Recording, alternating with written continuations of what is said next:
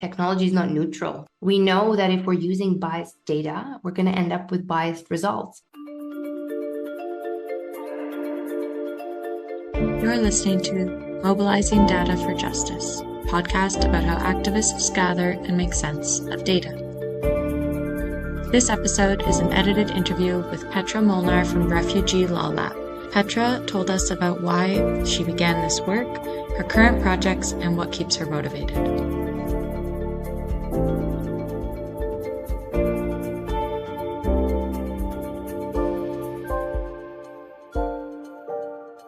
It's a convoluted story for sure, as many of these stories go. I was a musician, and then I worked in migrant justice sector, and then eventually made my way into law.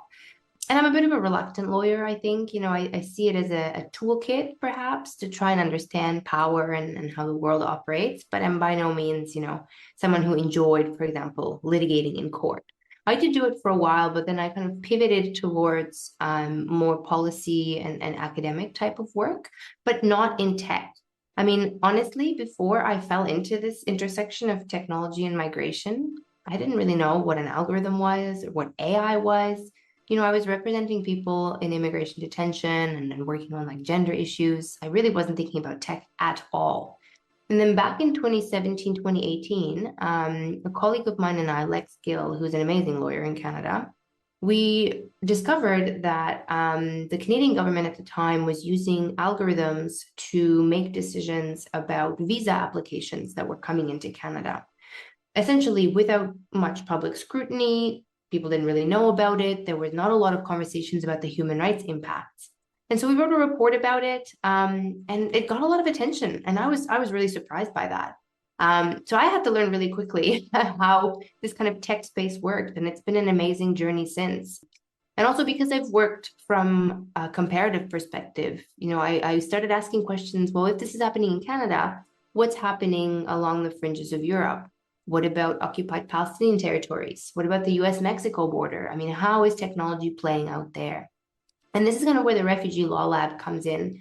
My colleague, the director of the lab, Sean Rehag, and I started it in the summer of 2020, right at the beginning of the pandemic, as a space to hold some of this work at the intersection of tech and migration. And yeah, it's been growing since, and we've been able to incubate some really interesting work.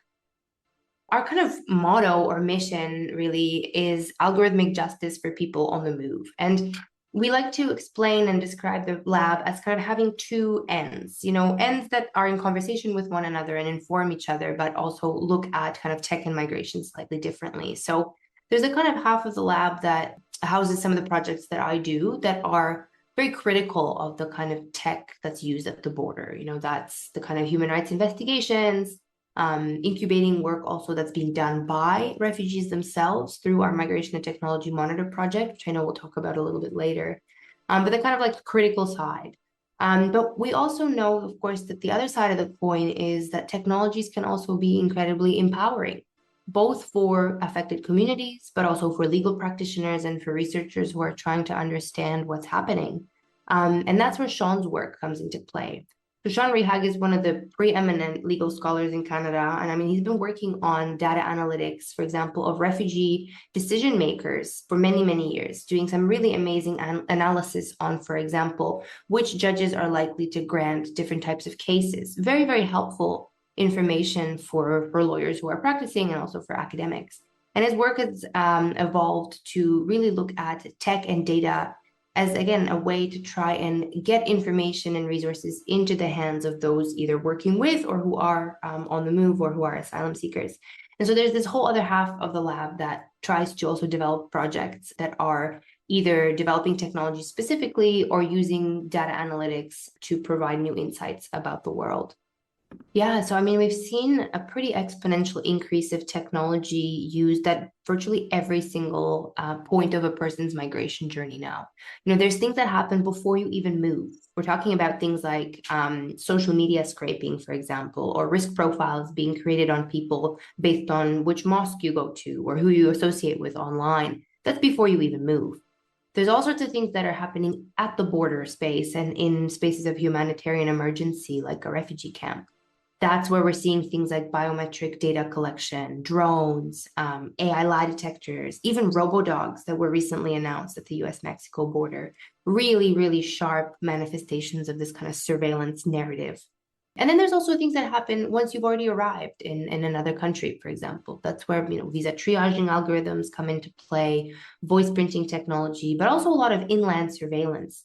Again, tools that are being used currently, for example, in the United States to try and police migrant communities, to aid with deportations, and activities like this. So it really is this holistic kind of ecosystem that has grown up around the idea that migration and borders are something to be managed, to be made controllable and knowable and trackable. And that kind of gives rise to this unbridled, what people call techno-solutionism, that we've been seeing across the kind of spectrum of migration. The border is everywhere. Scholars have referred to it as the shifting border, or we sometimes talk about it as border externalization, kind of pushing the border away from its physical location. So it's not just a booth that you go to or a wall that you have to cross, but rather it's data centers, again, that collect information on you before you even move, or it's drone surveillance inland in cities and communities. Again, the border has almost become disaggregated from its physical location. And in some instances with biometrics, your body is the border, right? I mean, you carry data within you in this kind of embodied way, which again, I think kind of maps onto the way that states and the power brokers in this conversation, right? We're really talking about either states or private sector actors. They're the ones who decided, right, that the border and migration is something to be managed. And one of the ways that they've been doing this is to try and make it as difficult for people to cross and to move in the first place. So if you're able to push your border really far away with the use of technology, it makes it a lot harder for people to come. And this is also where artificial intelligence or AI comes in. This has really been this kind of exponential acceleration of automation in immigration decision-making and in surveillance. We're seeing unpiloted drones, even those robo-dogs that I mentioned, probably one of the most, dystopic sci-fi things that we've seen, come into the border kind of regime. Essentially, it's something you would see on an episode of Black Mirror. It's a quadruped military grade piece of technology that's making autonomous decisions about where to go. But there's also a set of technologies that uses automated decision making that are a little bit less, quote unquote, sexy. That is the things like algorithmic decision making or machine learning that uses big data sets to make determinations on applications, for example. That happens under the hood. And those are also classes of technologies that we have to pay attention to, because those are oftentimes the ones that are hidden and far from view. I think the foundational premise has to be that technology is not neutral, that it's a social construct, just like anything, like language, like law, and it replicates power differentials in our society. And we know that if we're using biased data, we're going to end up with biased results. But what the concern is with automated decision making is that it exacerbates the biases and discrimination that's already inherent in the way that immigration decision making happens. And I think the context here is really important, right? I mean, immigration decisions are already very opaque, very discretionary, hard to parse out, and also legally speaking, you can have two officers look at the exact same set of evidence and render two completely different, yet equally legally valid determinations. There's so much discretion that's written into the system as it is. So what happens then when you start augmenting or replacing human decision-making with machine learning or algorithms? Algorithms that, again, are based on biased data sets about problematic determinations about human behavior. I mean, it just exacerbates the kind of problematic decisions that are already being made with really real life ramifications in the immigration system.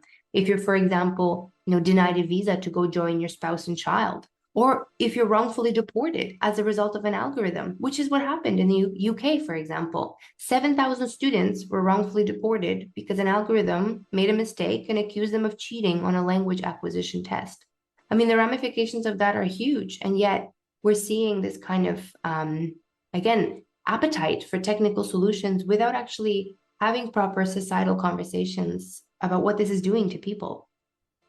I think that's such an important puzzle piece to this whole story. And a puzzle piece that I think I underestimated when I first started working on this issue, like just how pervasive the influence of the private sector really is in this space. And we're really talking about what journalist Todd Miller calls the border industrial complex, a multi-billion-dollar industry now that has grown up around the use of tech at the border. And so, like, these numbers are staggering, and it's really scary to look at, again, the figures, but I think it's also scary from a normative perspective. And by that, I mean the private sector gets to set the stage on what we innovate on and why. And this also maps onto the kind of politics of fear that politicians have gotten very good at, and painting migration as a problem to be solved, right? And so if migration is a problem, the technical experts in the private sector come in and say, well, we have a solution to your problem, and that's a robodog or an AI lie detector or a drone. That's why we're seeing projects like this that are aimed towards the most vulnerable communities, and not, for example, using AI to identify racist border guards or to audit immigration decision makers, right? It's always pointed towards communities that are on the margins already because they are the quote unquote problem or the other. And I think now more than ever, with the second Trump presidency, we're seeing the massive overreach of the private sector, like literally having an open door to the Oval Office. Whether you look at Elon Musk or Palantir's Peter Thiel, or a lot of smaller players too, that are now having a direct ear of the government in terms of, being able to pitch projects, make massive investments, and essentially make a lot of money off of the suffering that's happening at the border. Public-private partnerships are really at the center of so much of this. And, from a data governance perspective, it's very worrying because there's already very little regulation and governance around tech and tech development, especially at the border.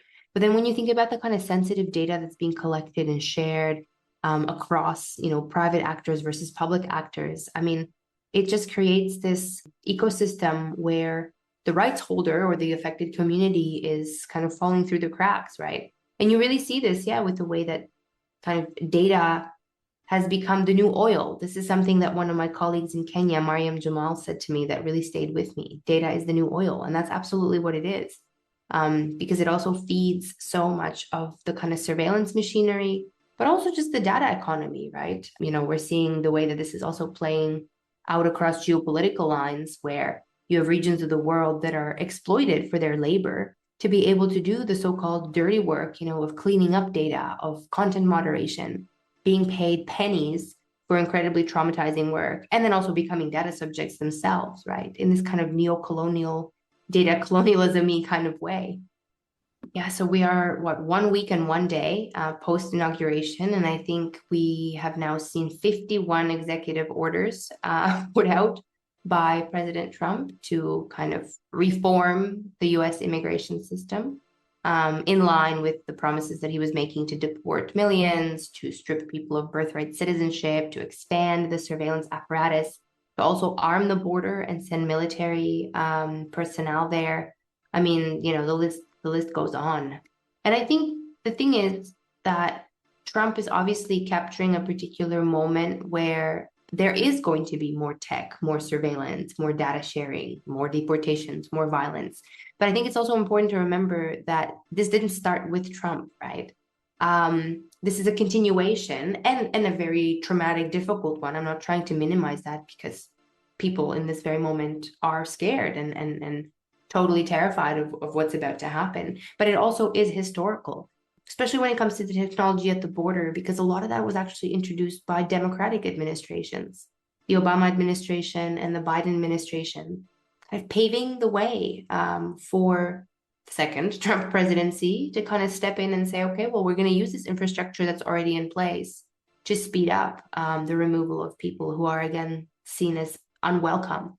And so, yeah, I mean, I think we're going to be seeing a ramping up of surveillance, community policing, data sharing, re-traumatization, and hopefully we can find a way through this. But it is definitely a dark time in the migration sector.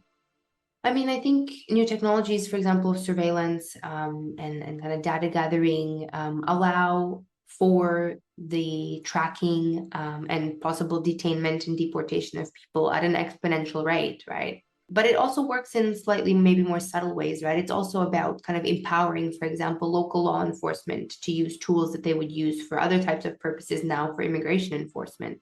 It is also about data sharing across jurisdictions, right? Like we were talking about before with the kind of border externalization or getting other countries to do your dirty work, if I can put it that way. It's about sharing information with Mexico, with countries in Central and Latin America, and also sharing resources and technology and training of border guards there to prevent people from even being able to reach US territory, for example. And Canada has a role to play here too. In December, I think it was December 17th or 18th of 2024, there was a big announcement, and Canada said that it is now going to be spending around $1.3 billion on beefing up border security at the Canada-US border. So that's things like AI towers, drones, different types of other surveillance, which we knew was likely going to happen anyways. But it's also as a result of a possible 25% tariff that Canada was really scared of.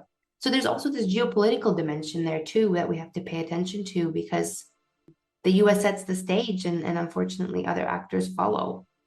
It's been heartening, to see the kind of levels of solidarity and togetherness that have sprung up in this sector among academics, lawyers, civil society, affected communities since Trump got elected in November. And I think there is a lot of resource sharing that's happening, for example, among entities and organizations that work on digital rights and small migrant justice groups who perhaps didn't think a lot about privacy or security or surveillance. It was really interesting because right before Christmas, we held this kind of snap event, which we call the Migrant Justice Town Hall, and had all sorts of actors from Canada, from the United States, from Mexico come and speak to one another to kind of identify some issues that, were front of mind for the community. And yeah, it was really interesting to see, like small church groups that, for example, house asylum seekers connect with big digital rights organizations. And, we held this with the Citizen Lab, which is doing really amazing work at the intersection of technology and human rights. So I think there's a lot of room for sharing resources and for solidarity. I think a piece of this also is about redistributing resources directly into affected communities and kind of challenging the way we think of expertise and knowledge production in this space too. So at the Refugee Law Lab, one of our projects is called the Migration Technology Monitor, which we started in 2020. And, at first it was going to be like an archive and a platform of border tech stuff, but then it quickly grew into a community. And through a funding source, we were able to start a fellowship program for people on the move to tell their own stories on border tech. And we pay 5 fellows a living wage to be with us for a year from mobile communities and communities of displacement. And also in the recent iteration, we also focused on Palestinians because we wanted to also focus on technologies of apartheid and occupation. But it's been really amazing to work with people who are literally, data analysts and refugees in a Ugandan camp, for example, doing work on psychosocial support type technology. Or there's journalists who are in Mexico looking at the CBP1 facial recognition app, for example, or lawyers in South Africa developing chatbots for undocumented people. Really, really fascinating projects. And we are just about to launch our 3rd iteration of the fellowship. And if you can believe it, we got 510 applications for 5 spots. So it's going to take a while to kind of parse through it. But the whole project is about participation and participatory decision-making too, because all the fellows that are involved are making decisions as part of the project, including, for example, picking the next 5, and also, really leading the strategic direction of where that project is heading, and also having access to real funding, because that is such a huge piece to all of this too. I know there's a lot of, folks who work in academia or even in the NGO sector who want to be able to work directly with affected communities. But sometimes there's institutional constraints, like even things like, how do you pay a colleague who doesn't have a bank account, right? We've found really creative ways to be able to do it because our project is incubated at a fiscal sponsor, and that makes it a lot easier than paying them out of a university, for example. But we've been able to work with folks who otherwise are not legible for traditional funding. And that's been very eye-opening and honestly also brings me a lot of joy and a lot of hope in this space too, because there is a way that we can work differently and there is a way to share resources and also maybe dream of a different world too. Because also, like, if you just look at the sharp edges of everything, it gets extremely depressing extremely fast. And trust me, like, I've been there. I spent 6 years documenting this stuff and then seen some pretty heavy things that sit with you, and you really feel like, wow, it's all hopeless. But that's also only a part of the story, and there are so many people who are developing different types of tools, different uses of technologies to empower local communities. Again, whether that's chatbots that are designed for and by Venezuelan refugees, for example, or Palestinians, again, tracking the types of technologies that are used in the occupied West Bank, or different types of psychosocial supports that are made easier through the use of tech. I mean, there's so many interesting ways that communities are also co-opting technology, even using something like TikTok, for example. Although who knows, TikTok now, of course, is a controversial piece of social media. But I remember being fascinated by the fact that people on the move were using what they were calling migrant talk to kind of tell their own stories of migration. And, you would have a video of a youth on a raft, for example, trying to sail into Greece and doing a video for his followers, being like, hey, this is what's happening. This is what the day's like. This is the sea. Like, really kind of interesting ways of also challenging our conception of what autonomy and dignity looks like in being able to tell your own story. So I think there is this element to tech that can be very empowering and very interesting and challenging.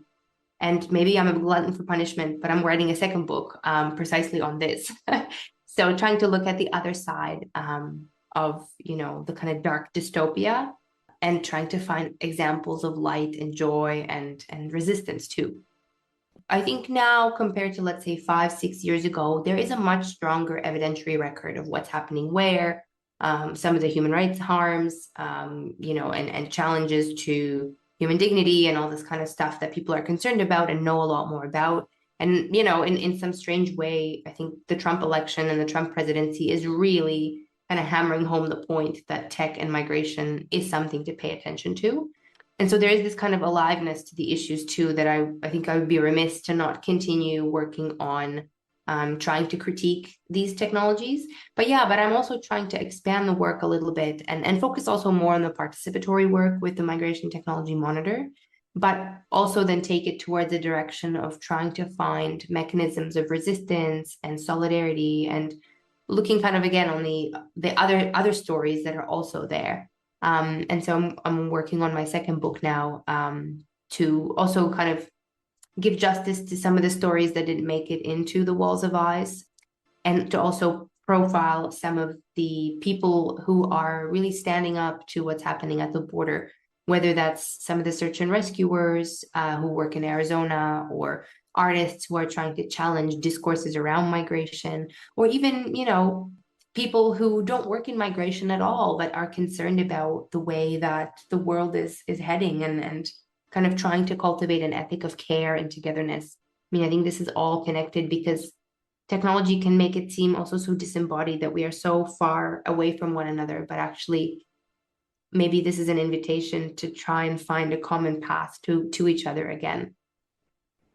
I think one of the things that a lot of us struggle in this space is how do we make people care about these topics? And obviously, I'm biased because of my own lived experience and my professional experience of working at the border in migration. And I think migration is in and of itself a really important area to understand when we try and understand the interplay of technology and what's happening. The thing is, the tech doesn't just stay at the border, right? We see technology that's tested at the border, then reused, for example, in spaces even as benign as sports stadiums. There's now facial recognition there that is surveilling sports fans who are watching a game, right?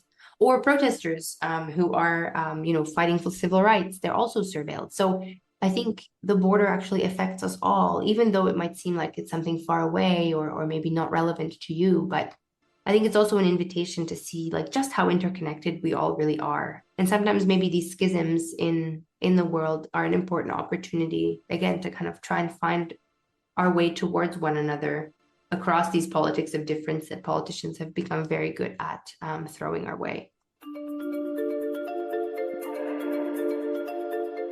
Mobilizing Data for Justice is a podcast by the Data Justice Hub at Concordia University and the University of Winnipeg, in partnership with Harbinger Media and with funding from the Social Sciences and Humanities Research Council of Canada. Production by Elena Rowan, an interview by Chris Hurl and Kevin Walby. From the Data Justice Hub, the Mobilizing Data for Justice team is me, Elena Rowan, Chris Hurl, Marius Senneville, and Kevin Walby.